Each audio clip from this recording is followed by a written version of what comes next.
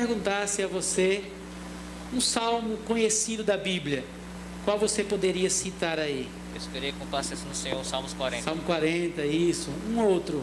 Aquele que normalmente a gente coloca assim na porta da geladeira: o Senhor é o meu pastor e nada me faltará, né? Abra sua Bíblia, por favor, Salmo 23. Salmo 23. Tenho certeza que Deus tem uma palavra de consolo para você que está aqui conosco e para você que está na sua casa.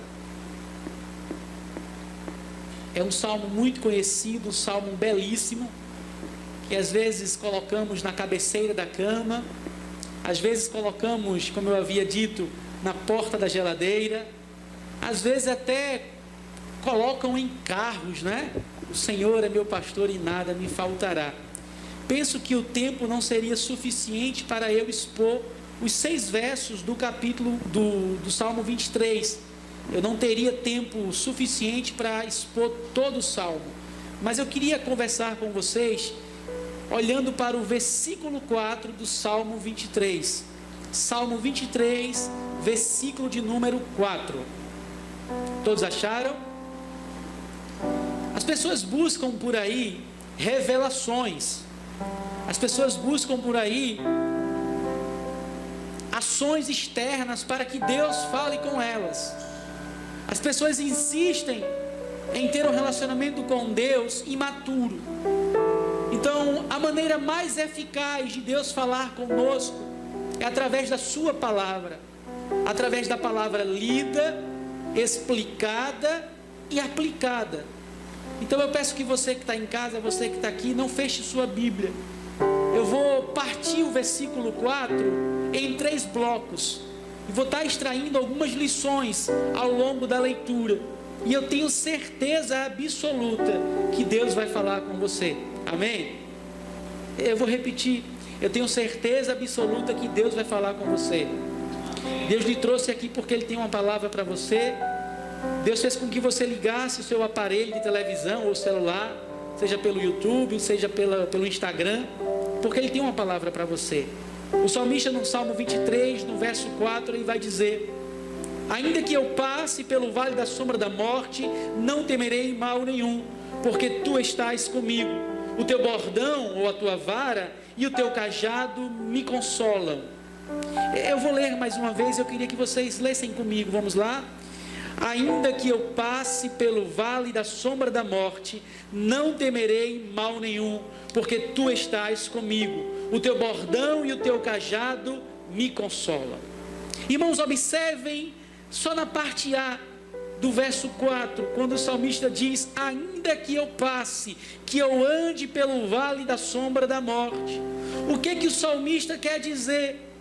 O que ele quer empregar nos nossos corações, na nossa mente, ao dizermos a possibilidade de passarmos pelo vale da sombra da morte? E eu fui procurar saber o que significava isso.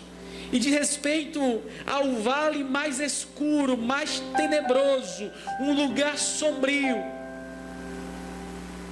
É um ambiente perigoso, um ambiente ameaçador.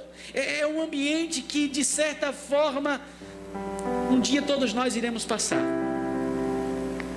Não sei se vocês já passaram por circunstâncias tão difíceis que vocês olharam para esse salmo e vocês disseram: rapaz, eu estou literalmente passando pelo vale da sombra da morte.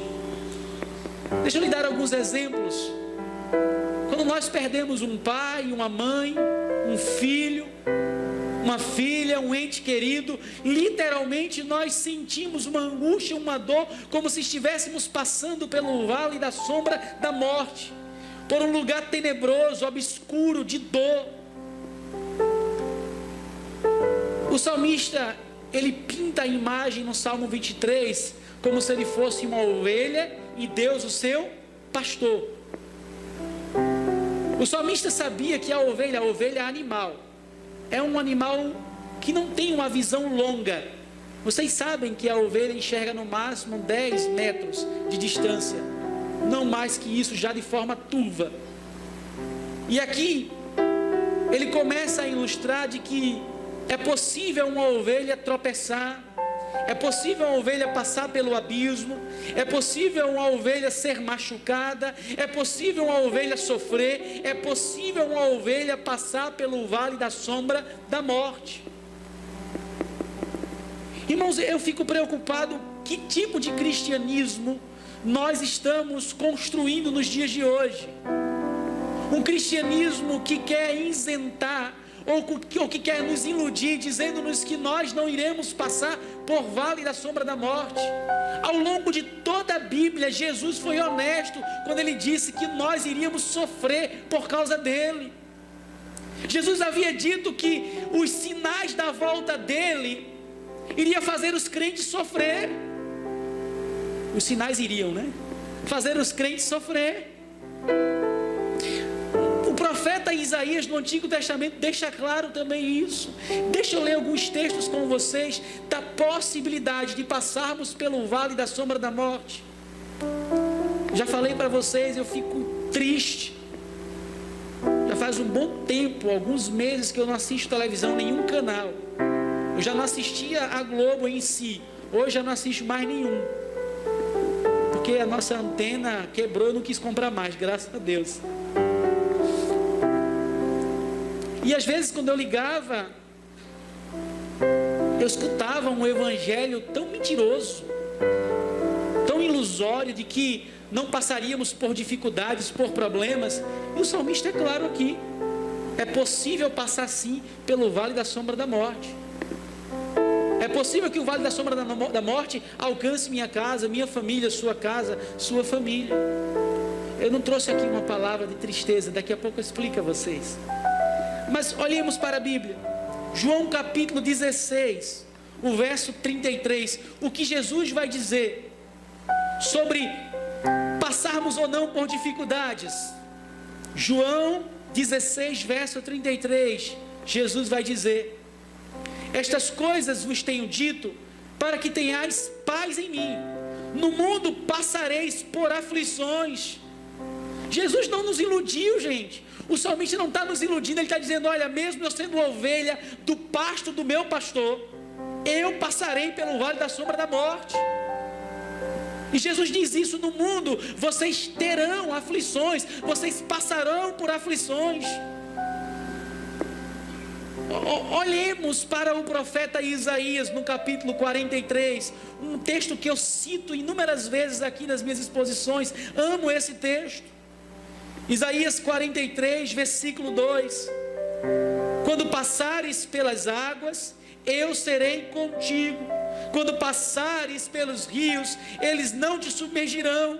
Quando passares pelo fogo, não queimará, nem a chama arderá em ti. Já falei para vocês que viver uma vida com Deus, ser cristão, ser servo de Deus, ser ovelha de Deus, não significa isenção de fogo, não significa isenção de água, não significa isenção do vale da sombra da morte. Nós iremos passar por tribulações, em especial quando o fim começar a se aproximar. Abram, por favor, Mateus capítulo 24. Mateus capítulo 24. Jesus vai ser claro quando ele fala sobre o princípio das dores. Mateus capítulo 24, eu quero ler com vocês a partir do versículo 6. Todos acharam? E certamente ouvireis falar de guerras e rumores de guerras. Vede, não vos assusteis, porque é necessário assim acontecer, mas ainda não é o fim.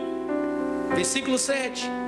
Porquanto se levantará nação contra nação, reino contra reino, e haverá fome e terremotos em vários lugares. Porém, tudo isso é o princípio das dores. Então sereis atribulados e vos matarão, sereis odiados de todas as nações por causa do meu nome. Versículo 10. Nesse tempo muitos hão de se escandalizar, trair e odiar uns aos outros. Levantar-se-ão muitos falsos profetas e enganarão a muitos. E por se multiplicar a iniquidade, o amor se esfriará de quase todos. Aquele, porém, que perseverar até o fim, esse será salvo. Meu irmão, o evangelho que nós pregamos nessa igreja não é um evangelho de abarrotar a igreja. É um evangelho de trazer cristãos maduros para este local. O salmista, quando diz, ainda que eu passe pelo vale da sombra da morte, ele sabe das dificuldades que é de ser ovelha. Ele sabe que mesmo sendo servo de Deus, cuidado por Deus, ele iria passar por inúmeras dificuldades, inúmeras aflições. Quando João foi arrebatado e teve a visão dos selos se abrindo, em especial lá no capítulo 6, o 5º selo. Abra lá, por favor, Apocalipse 5. O pastor hoje resolveu abrir a Bíblia um monte de vezes, não foi? O pastor também lê Bíblia, viu, gente?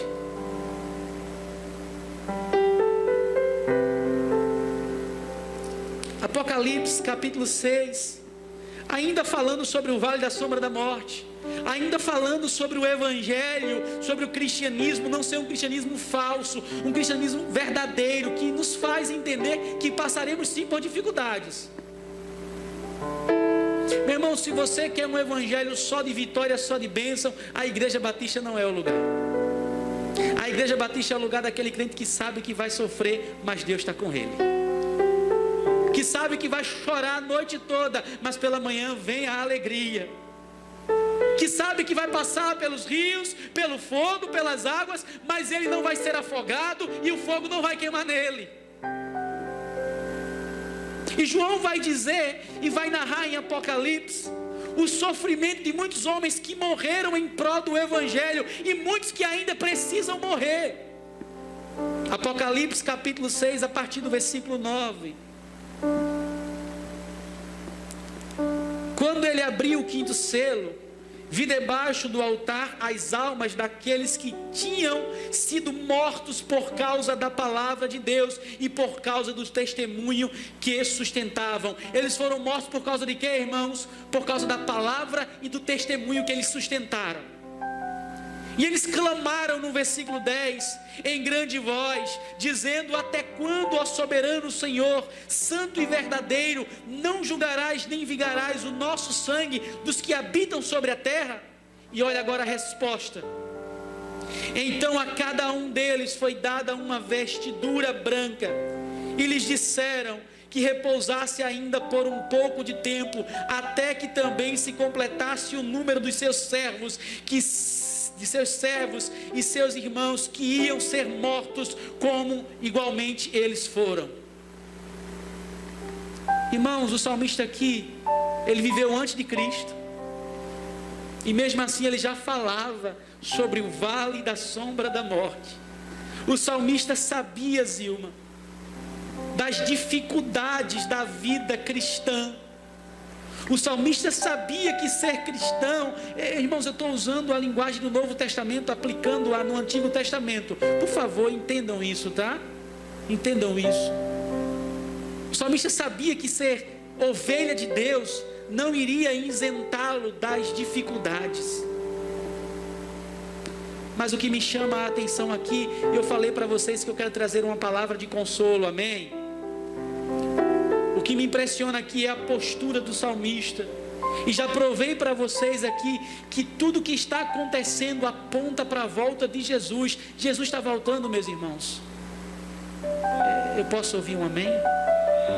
Um glória a Deus também. Jesus está voltando, meus irmãos. Não sei se na nossa geração, mas Jesus está voltando. E tudo que acontece, eu começo a cada vez mais acreditar na Bíblia. Se não existisse nenhuma prova científica nem histórica, e existem inúmeras provas científicas e históricas para poder afirmar a veracidade da Bíblia, ainda assim eu acreditava na Bíblia, porque tudo o que acontece Jesus já havia dito. Peste, epidemias, estamos vivendo uma pandemia, mas diante do vale da sombra da morte, olha a postura do salmista na parte B do verso: ainda que eu passe, ainda que eu ande pelo vale da sombra da morte, não temerei mal nenhum, porque tu estás comigo. Deixa eu falar uma coisa para você. Deus está conosco, amém? Deus está com você, amém? Deus está com a nossa família, com a nossa igreja, com a nossa casa. Vamos passar pelo vale? Sim, vamos. Vamos sofrer quando passarmos pelo vale? Sim, vamos. Vamos sentir dor? Sim, vamos. Mas o vale não é o nosso local. Vamos apenas passar por ele. Jesus há de nos tirar dele. Jesus há de nos salvar dele. É só um momento, vai passar. É por isso que nós somos peregrinos, irmãos. É por isso que nós estamos caminhando à santa cidade, a Nova Jerusalém.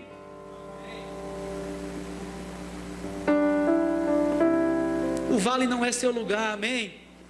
Está sofrendo, está passando por dificuldade. Irmãos, eu fui ontem, nós fomos ontem, a equipe, orar por nossa irmã Graça, que alguns dias atrás estava gravando áudio para a gente. E quando nós tivemos o contato com ela, ela começou a chorar da janela, e lhe faltou ar no mesmo momento. Estávamos ontem no hospital com a Zilma, com sua família, orando por sua mamãe. Vamos passar pelo vale sim, mas temos certeza, Deus está conosco. O vale não é o nosso lugar final, é o meio, é só uma passagem.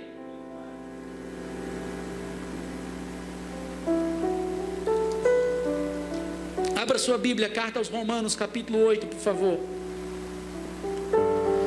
Romanos capítulo 8.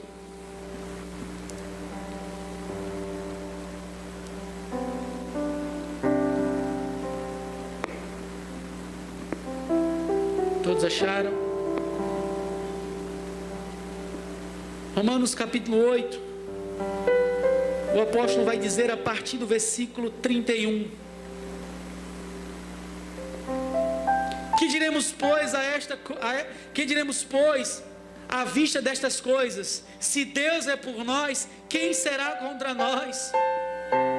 Aquele que não poupou o seu próprio filho, antes por todos nós o entregou, porventura não nos dará graciosamente com ele todas as coisas? Quem tentará acusação contra os eleitos de Deus? É Deus quem os justifica. Quem os condenará? É Cristo Jesus, que morreu, antes quem o ressuscitou, o qual está à direita, à destra de Deus, e também intercede por nós. Quem nos separará do amor de Cristo? Será a tribulação ou a angústia, a perseguição ou a fome, a nudez ou o perigo ou a espada? Como está escrito, por amor de ti somos entregues à morte todos os dias. Fomos considerados como ovelhas para o matadouro. Em todas estas coisas, porém, somos mais que vencedores por meio daquele que nos amou. Mesmo em meio às dificuldades, mesmo em meio ao vale da sombra da morte, nós somos mais que vencedores em Cristo Jesus nosso Senhor.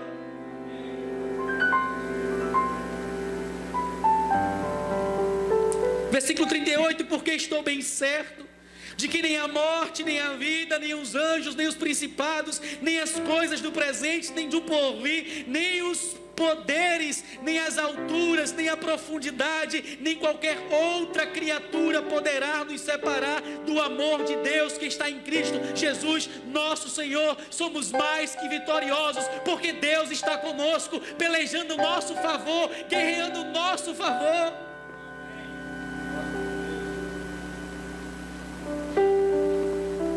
Ainda que eu passe pelo vale da sombra da morte, não temerei mal algum, porque o Senhor está comigo. O Senhor está com você, meu irmão. O Senhor está com você, minha irmã. O Senhor está com você que está aí na sua casa assistindo agora. O Senhor está com você que vai assistir depois esta mensagem. Creia que você é mais que vitorioso em Cristo. Comece a crer no evangelho maduro.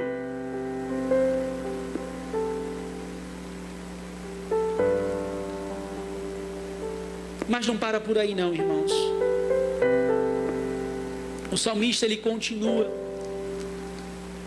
ainda que eu passe pelo vale da sombra da morte, Não há isenção de dificuldades no cristianismo, em ser ovelha do pasto de Deus. Mas nós temos uma certeza: Ele está conosco, não temeremos mal algum, mal nenhum, porque Tu estarás comigo. E o salmista termina de uma forma linda, dizendo: o teu bordão, a sua versão pode estar dizendo vara, a tua vara, o teu bordão e o teu cajado me consolam. A vara e o bordão, ambos eram usados por pastores.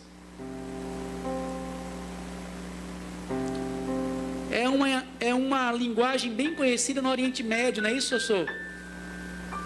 Vara, bordão, cajado. São instrumentos de proteção e de direção. O cuidado de Deus aqui sobre o salmista, aqui revela o cuidado de Deus sobre a minha vida, sobre a sua vida. Irmãos, deixa eu tentar aqui pelo menos trazer algumas lições do que significa isso que o salmista está dizendo. Bordão, vara, normalmente uma madeira comprida, sem nenhuma curva, reta, às vezes pontiaguda, às vezes não. Mas para que o pastor andava com uma vara dessa? Se porventura um leão ou um urso ou um lobo viesse atacar as ovelhas, o pastor usava aquela vara, aquele bordão, para defender as ovelhas. Sabe o que o salmista está dizendo? Olha, ainda que eu passe pelo vale da sombra da morte, eu não temerei. Deus tem arma para me proteger. Deus sabe a arma certa que Ele vai usar para me defender. Não sei se vocês lembram do relato de Davi, em 1 Samuel capítulo 17, os versos 34 a 37, quando ele diz: ei Saul, calma, eu vou lutar contra Golias. Deixa eu te contar um segredo aqui. Eu estava pastoreando as ovelhas do meu pai, veio um urso e um leão. Todos os teólogos defendem que ele tinha ali nas suas mãos uma vara. Sabe o que o salmista quer dizer? Deus não está desarmado, Deus me protege, amém? Sabe o que o salmista quer dizer? Pode vir qualquer lobo, pode vir qualquer onça, pode vir qualquer leão tentar destruir a minha igreja, a minha casa, a minha família. Deus está me protegendo. Podem falar, podem caluniar, podem fazer o que quiser fazer, Deus está nos protegendo. Pode vir pandemia, vamos passar pelo vale, estamos passando, Deus está nos protegendo, amém? Mas a imagem, a figura aqui, ela é muito mais poética e linda quando se estudada, Sossô. O salmista está dizendo aqui que Deus usa a vara para protegê-lo daquilo que é mal. Jesus usou a cruz para nos proteger do pecado, do inferno e do diabo. A arma que Jesus usou tem nome, chama-se amor. Chama-se sua morte substitutiva na cruz do Calvário. Sabe o que isso quer dizer, irmãos? Que você é protegido por Deus, que eu sou protegido por Deus, que a obra da cruz nos dá proteção, que o diabo não pode nos tocar, a menos que Deus permita. O diabo é um cachorro na coleira de Deus, só vai até onde Deus manda. A doença é uma cachorra na mão de Deus, só vai até onde Deus manda. O máximo que o Covid ou que qualquer doença pode fazer na vida de um crente é deixá-lo nos braços do Pai. É o máximo. Mas eu falei do bordão da vara, esqueci de falar do cajado, que já é um pouco diferente, né? É reto, mas eu até iria pegar um cajado emprestado para trazer, mas não deu tempo. A ponta é curvada, não é isso? Tá. A ovelha está caminhando e de repente cai num buraco. Podia ter 3 metros, até um pouco mais. O pastor vai lá e tira aquela ovelha do buraco com aquele gancho no peito da ovelha e puxa ela. Se porventura ela estiver andando perto assim de algum precipício, né? E porventura vier a cair ou pelo menos titubear, o pastor vai lá e puxa ela de volta. Sabe o que o salmista está dizendo? Se porventura eu me desviar do caminho, Deus me traz de volta. Se porventura eu tropeçar e cair num buraco, se porventura eu passar pelo vale da sombra da morte, Deus vai me tirar desse vale. É Ele que vai pegar o cajado e vai me puxar. É Ele que vai me socorrer, porque Ele é o meu socorro bem presente na hora da angústia. É Ele que vai me salvar. Olhei para os montes, de onde vem o meu socorro? Meu socorro vem do Senhor que fez os céus e a terra.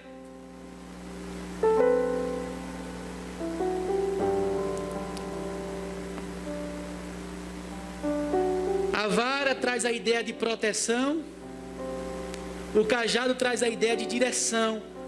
Cuidado de Deus por você, por mim. Deus está cuidando da gente. E Jesus no Novo Testamento vai dizer que Ele é o caminho que nos direciona. Ele vai dizer que não iria nos deixar órfãos, mas iria deixar o Consolador conosco, que iria nos conduzir. Irmãos, eu quero finalizar. Mas existe aqui uma terceira representação do cajado e do bordão. Eu falei da ideia de proteção, eu falei da ideia de cuidado, eu falei da ideia de direção também.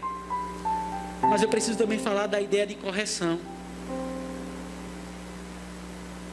Olhem aqui para mim com muito carinho, por favor, que eu vou falar, e com muito respeito com vocês. Pessoas aqui que têm idade de ser os meus pais. Há uma discussão teológica aqui, dizendo que não, que o cajado aqui que o salmista cita, de forma alguma, é o cajado que ilustra a disciplina, correção. Porque ele está dizendo que o Senhor é meu pastor, que faz ele deitar em verdes pastos. Mas todos os teólogos, ou pelo menos os teólogos conservadores, eles defendem que o cajado também serve para isso. E eu poderia citar aqui inúmeros versos. Provérbios 23, os versos 13 e 15, vai dizer que a vara livra a alma da criança do inferno. O que é que livra a alma da criança do inferno, irmãos? A mesma vara que serve para proteger do homem mau, que serve para proteger do lobo, do onça, serve também para o quê? Para corrigir, para disciplinar.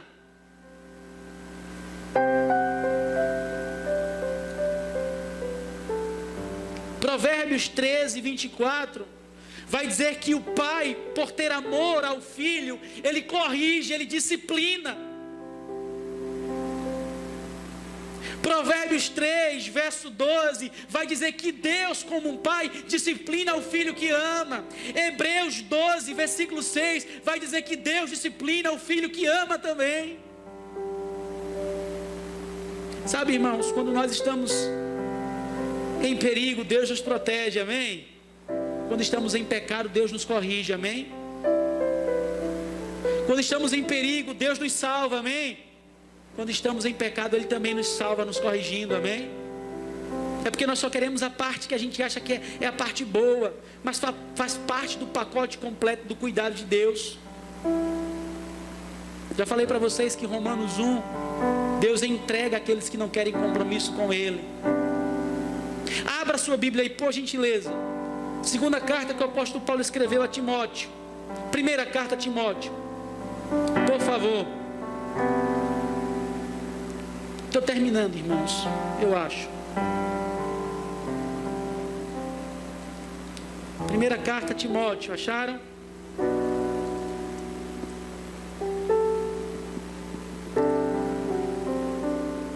Capítulo 5. 1 Timóteo capítulo 5.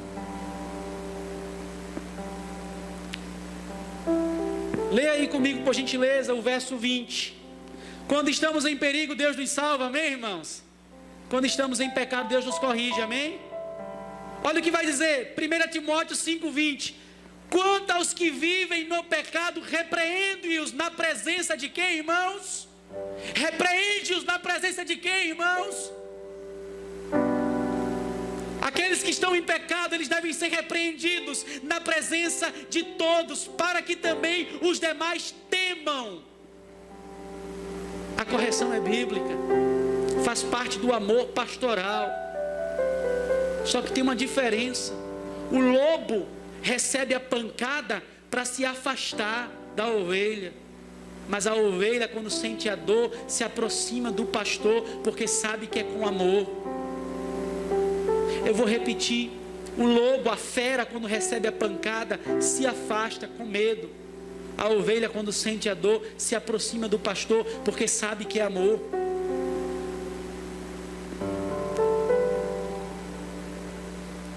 Pastor que não usa cajado não ama a ovelha. Pastor que não usa cajado não ama a ovelha. Pastor que não usa cajado é egoísta. Sabe por que é egoísta? Porque está preocupado do que a ovelha vai pensar dele, e não do que Deus vai pensar dele. Está preocupado com a fama dele. Pastor que não usa cajado é covarde, porque está muito mais preocupado com os homens do que com Deus. E o cajado é um instrumento fundamental do pastor. O que é que o salmista diz? Tua vara e teu cajado me consolarão. Oh Deus maravilhoso, amém? Senhor, não aparte de mim o teu cajado nunca.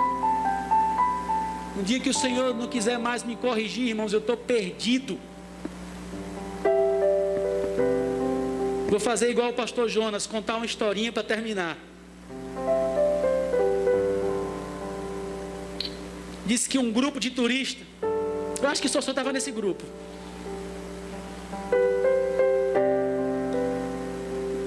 turistas ocidentais, indo para o Oriente Médio. Eles estavam visitando aqueles, sabe, aqueles pastos verdejantes, um pastor e um rebanho. E eles ficavam admirados, o pastor cuidando do rebanho. Mas teve um momento que o pastor pegou o cajado, Sossô. Irmãos, uma ovelhinha como eu, redondinha, se cair num buraquinho, o papai do céu for tirar, vai machucar, irmãos. Aquele cajado pegava aqui no peito, aquilo doía. E você pensa, capaz de eu quebrar o cajado no meio e cair de novo no buraco, tão pesadinho que eu estou. Vai machucar, irmãos. E disse que o pastor foi lá e, sem querer, Zilma, feriu a patinha da ovelha. E o grupo de turistas, que é isso? Que malvadeza! Vamos lá perguntar por que ele fez aquilo. Que pastor mau, que pastor ruim. Eita, meu Deus! Joga o pastor no lixo. Vamos lá. Aí quando se aproximaram, o pastor estava fazendo o quê? Enfaixando o ferimento. Aí já ficaram meio que assim: ô gente, o que foi que houve aí? Mesmo assim perguntaram, né, os turistas: por que você feriu? Eles: eu preciso lhe explicar. Essa semana, essa ovelha quase cai no abismo, eu puxei. Essa semana ela se afastou do rebanho, quase um leão pega, eu puxei. E há pouco tempo ela caiu no buraco, eu tive rápido que colocar o cajado e machuquei a patinha dela. Mas não se preocupe não, eu vou continuar cuidando do ferimento, mas garanto, enquanto ela estiver machucada, ela vai ficar perto do rebanho e do pastor. Enquanto a ovelhinha está lá machucada, ela vai ficar perto do rebanho. Daqui a pouco, quando ela melhorar, ela vai querer fugir de novo. E o que é que o pastor faz de novo, Sossô? Para cá de novo. Irmãos, vou finalizar de verdade agora. Ainda que eu passe pelo vale da sombra da morte, não existe evangelho, não existe relacionamento com Deus sem problemas. Mas há garantia, Deus está com você, amém? Aí o que é que ele diz? Não temerei mal nenhum, porque tu estás comigo. Deus está conosco, irmãos. E se Deus é por nós, quem será contra nós? E por fim o salmista diz: o teu bordão, a tua vara e o teu cajado me consolam. E aqui traz a ideia de proteção, de cuidado, de direção e de correção. Que você possa falar como o salmista falou: o Senhor é o meu pastor e nada me faltará. Eu queria poder ter tempo para expor todo o texto, mas não dá. Queria convidar a equipe de louvor para a gente louvar a Deus.